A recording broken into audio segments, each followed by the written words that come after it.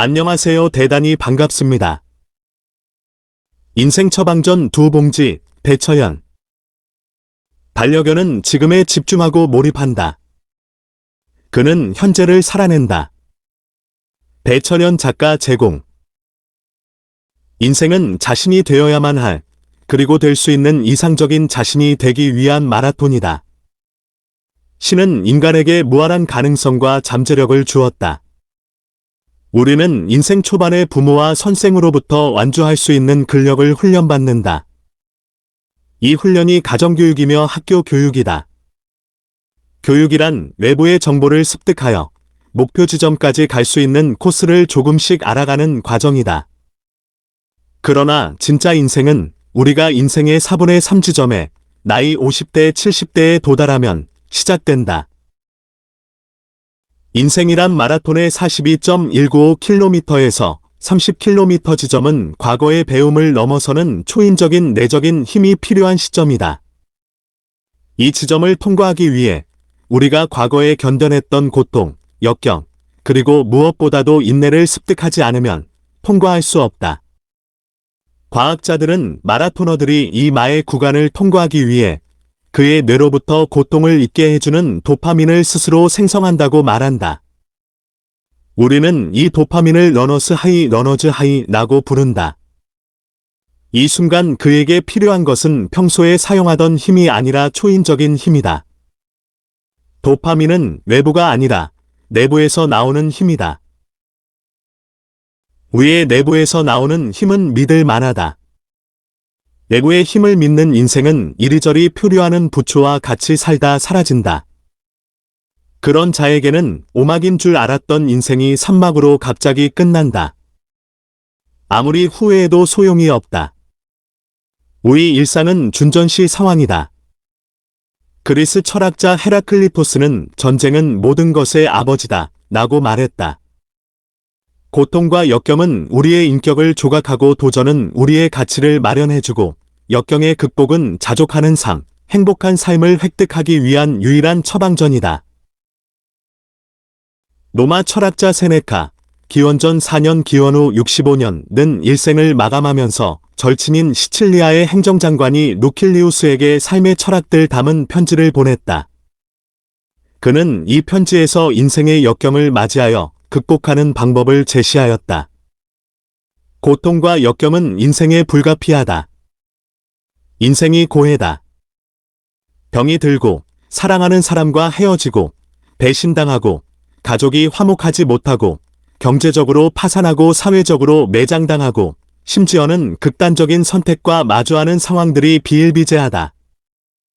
불가피한 역경에 대해 불평이나 낙담은 상황을 더 악화시켜 우리를 소용돌이 속으로 삼켜버릴 것이다. 이 역경을 이겨내기 위한 두 가지 처방전이 있다. 첫 번째는 심리적인 처방전이고 두 번째는 신체적인 처방전이다. 첫 번째는 묵상이다. 아침에 일찍 일어나 오늘 일어날 수 있는 일을 가만히 상상하고 최악의 상황을 대비하는 마음가짐이다. 세네카는 우리에게 매일 아침 일정한 시간을 할애하여 그날 일어날 수도 있는 최악의 상황을 깊이 묵상해보라고 권유한다. 프레메디타치오 말로룸 프리메더테이시오 말로럼 이란 라틴어 문구는 최악의 상황을 미리 상상하고 준비하기라는 뜻이다. 이 문구는 비관적인 삶을 사는 사람들의 마음가짐이 아니라 오히려 긍정적이며 적극적인 삶을 구가하려는 사람들의 삶에 대한 태도다. 그것은 마치 왕이 전쟁터에서 적군의 기습 공격을 상상하려 대비하는 것과 마찬가지다. 만일 왕이 자신의 임무를 소홀히 여겨 그런 공격에 대비하지 않는다면 그는 전쟁에서 패할 것이다. 만일 미리 준비한다면 기습 공격이 와도 그는 당황하거나 두려워하지 않을 것이다. 최악의 상황은 그런 자의 실력을 측정하는 관문이다. 지혜로운 사람은 그런 미래의 어려움을 준비하여 대처하지만 어리석은 사람은 그런 어려움이 자신에게 다가올 줄 몰랐다고 변명한다. 두 번째 마음가짐은 즉흥적으로 일어나는 일에 몰입하는 유연성이다. 최악의 상황에 대비하는 심적인 활동이 분명 우리를 긴장하게 만든다. 이 유연성이 바로 오락과 놀이다.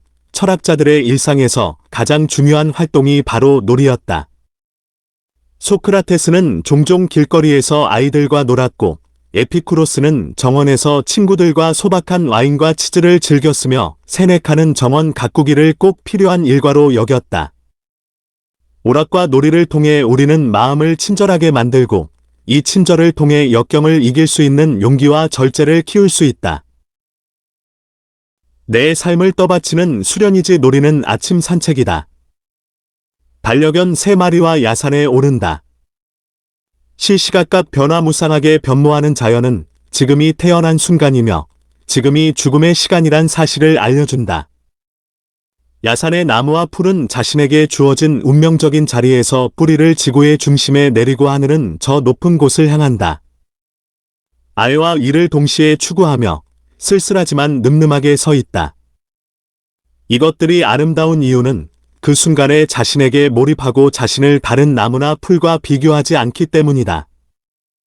나와 함께 산에 오른 반려견들로 마찬가지다. 이들은 지금에 집중하고 몰입한다. 내가 그들을 언제나 사진에 담아도 인생샷이다. 남의 눈치를 보는 인간의 어색한 사진과는 다르다.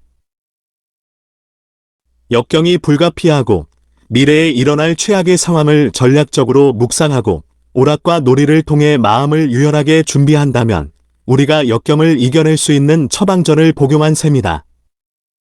만일 그런 역경과 고통이 한동안 닥치지 않는다면 우리는 행운에 감사하고 고요를 즐기며 동시에 다가올 위험을 준비하면 된다. 그러나 인생의 위기가 닥칠 때 관계가 끊어지고 직업을 잃으며 경제적으로 파산하고 죽음의 위협이 다가오면 우리는 그것을 우리가 준비해온 인생의 회복력에 대한 시험으로 여길 것이다. 세네카는 고통이 없는 삶은 죽은 바다다 라고 말한다. 고대 철학자들은 역경을 원하지 않았지만 말할 수 없는 역경에 처했을 때 그것을 불행이나 저주로 생각하지 않고 기회로 여겼다. 그들은 한 인간의 최선을 인생의 역경이 주저한 예술작품이라고 여겼다. 역경은 한 개인이 지닌 내적인 가능성과 잠재력을 일깨우는 총성이다. 불이 금을 주저하듯이 불행은 용감한 인간을 조각하기 때문이다. 당신은 매일 아침 최악의 시나리오를 상상하는 전략적 묵상을 실행하는가? 당신은 마음을 유연하게 만들기 위해 운동, 산책, 독서와 같은 자신만의 오락을 즐기는가?